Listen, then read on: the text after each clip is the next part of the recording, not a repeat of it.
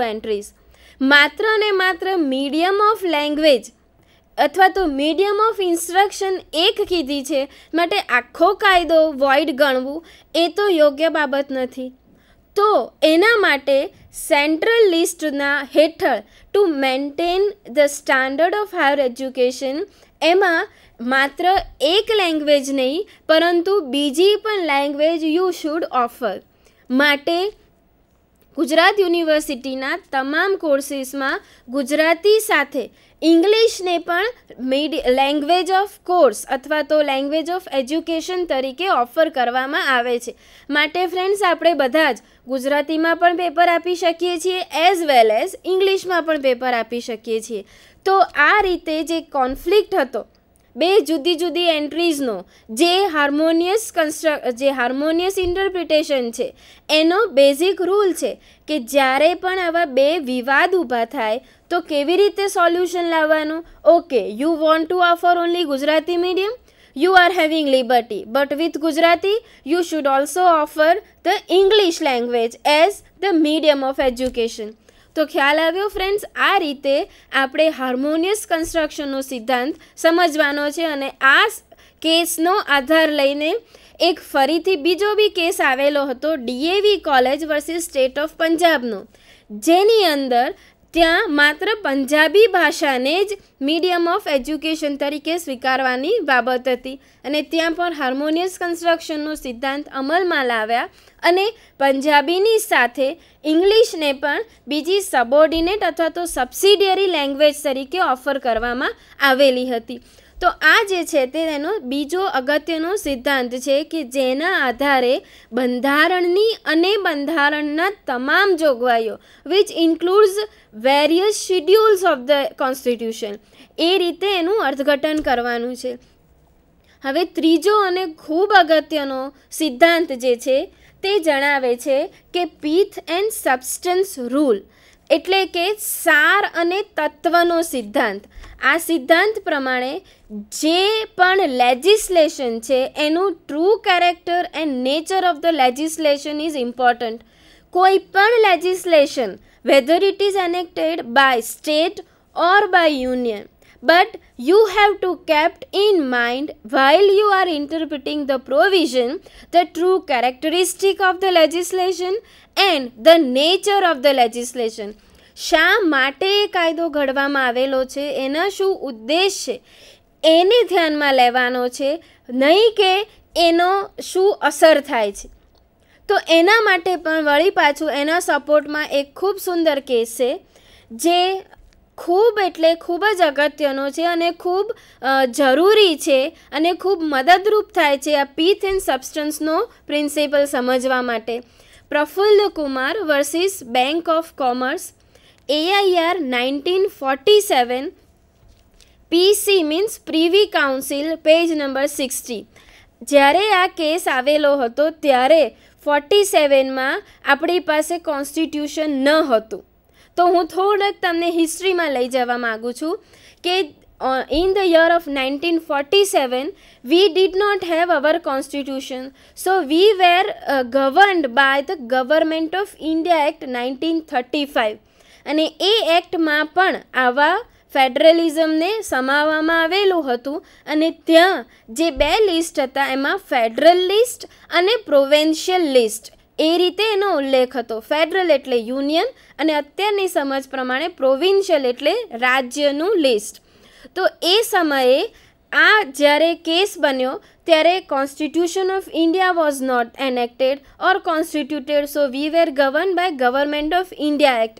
અને એની અંદર અમુક કોન્ફ્લિક્ટ ઊભો થયો હતો જે પ્રમાણે કે જે પ્રીવી કાઉન્સિલના કહ્યા પ્રમાણે after having ascertained the true character of law the court must point out in which of the three lists an act of that nature truly falls. ધારો કે રાજ્ય દ્વારા કોઈ કાયદો ઘડવામાં આવી ગયેલો છે. હવે આ કાયદાની ઘડતર થઈ ગયું પરંતુ સંદિગ્ધતા એવી ઊભી થઈ કે આ કયા લિસ્ટમાંથી આવેલો કાયદો છે, whether the subject falls under state list or it falls under concurrent list, કે કન્કરન્ટ લિસ્ટના કોઈ વિષયને હાથમાં લઈને રાજ્યએ એ વિશે કાયદો ઘડ્યો છે કે રાજ્યએ કેન્દ્રની મર્યાદામાં જઈને કાયદો ઘડેલો છે. તો એવા સમયે સૌથી પહેલાં અદાલતે એ જોવાનું રહેશે કે આ કાયદાનો સાચો ઉપયોગ કયા લિસ્ટમાં મૂકવાથી આવશે, અને એ લિસ્ટમાં એ કાયદો મૂકવો હોય તો એને કોન્સ્ટિટ્યુશનલી વેલિડ ગણવો કે નહીં, એ વિગતો આમાં હતી. હવે આ કેસની હકીકતો જો આપણે જોઈએ તો અહીંયા જે બેંગલ મની લેન્ડર્સ એક્ટ 1940 હતો એની પ્રોવિઝનને ચેલેન્જ કરવામાં આવી હતી. એ કઈ પ્રોવિઝન હતી? Limiting the amount and the rate of interest recoverable by a lender on any loan. હવે આની હું તમને સ્પષ્ટતા કરું કે જે બેંગલ મની લેન્ડર્સ એક્ટ 1940 હતો એના દ્વારા જે કોઈ પણ વ્યક્તિએ લોન લીધેલી હોય તો એને પાછી આપવા માટે જ્યારે ભરપાઈ થાય ત્યાં સુધી એને ઇન્ટરેસ્ટ લેવામાં આવે. તો એ ઇન્ટરેસ્ટ ઉપર અમુક મર્યાદા મૂકેલી હતી. ફોર એક્ઝામ્પલ 12% વધારે ઇન્ટરેસ્ટ નહીં લેવું, જો આવી પ્રકારની મર્યાદા મૂકેલી હતી. અને જે કાંઈ પણ રિકવરેબલ મની છે એની પણ અમુક મર્યાદાઓ મૂકેલી હતી. હવે આ આખી બાબત જેમ Bengal money lenders act it says કે એ એક્ટ બંગાળ રાજ્યનો હતો. પરિણામે એ વસ્તુ ક્યાંથી લીધેલી હોવી જોઈએ?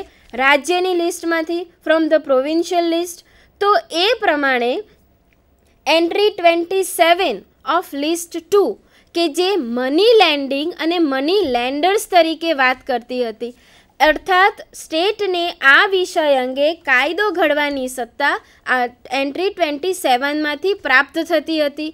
સાથે સાથે આ જ વિષય એન્ટ્રી 28માં પણ પડે છે. 28 ઓફ લિસ્ટ 1 જે ગણાવે છે કે cheques, bills of exchange, promissory notes and other like instruments, આ બાબતને લગતા કાયદા ઘડવાની જોગવાઈ યુનિયન પાસે છે. તો અહીંયા બંને વચ્ચે વિવાદ ઊભો થયો. તો એનું કેવી રીતે અર્થઘટન કર્યું? The act was not void either in whole or part as being ultra vires the provincial legislature. કારણ કે આ બાબત બંને લિસ્ટને લગતી છે, પરંતુ આમાં જે કાયદાનો ઉદ્દેશ છે તે ઉદ્દેશ જુઓ તો એ જોતાં એવું સાબિત થાય છે કે એને સેન્ટરના લિસ્ટમાં ઇન્ટરફિયરન્સ કરવાનો કોઈ ઉદ્દેશ નથી, પરંતુ માત્ર ને માત્ર મની લેન્ડિંગ, લોન દ્વારા જે ટ્રાન્ઝેક્શન થાય છે એની ઉપર લિમિટેશન મૂકવાનો છે. So the act was constitutionally valid by the supreme court અને એને અલ્ટ્રા વાયરસ એક્ટ ગણવામાં આવેલી ન હતી. ત્રીજા પ્રિન્સિપલ પ્રમાણે fourth principle is rule of colorable legislation. Friends, colorable legislation denotes or does not allow any transgression of power by any legislature either directly or indirectly.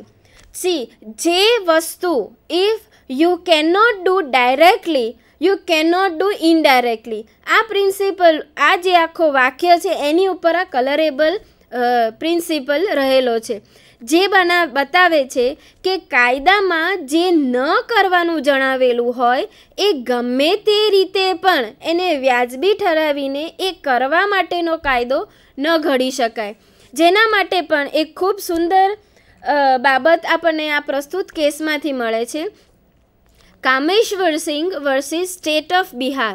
અને અહીંયા બિહાર લેન્ડ રિફોર્મ્સ એક્ટ 1950ને challenge કરવામાં આવેલો હતો, જેમાં એવી જોગવાઈ કરવામાં આવેલી હતી કે રાજ્ય સરકાર જે ગણોતિયા ધારા અને જમીન માલિકો છે એને લગતો આ કેસ હતો કે જે ગણોતિયા હોય એને જમીન માલિક બનાવવા માટે જે ખરેખર જમીન ધરાવે છે એની પાસેથી આ જે લેન્ડ રિફોર્મ્સ એક્ટ દ્વારા જમીન લઈ લેવાની, અને લઈ લીધા પછી જેટલી પણ અનપેઇડ એનું જે કંઈ પણ રેન્ટ છે એ અનપેઇડ રેન્ટને એ રાજ્ય સરકાર હસ્તગત જશે, અને રાજ્ય સરકાર એ અનપેઇડ રેન્ટને અડધું પોતાની પાસે રાખશે અને અડધું જે તે જમીન માલિકને આપશે. કયા જમીન માલિકને? ઓરિજિનલી જે ગણોતિયા હતા કે જે જમીનનો ઉપયોગ કરતા હતા.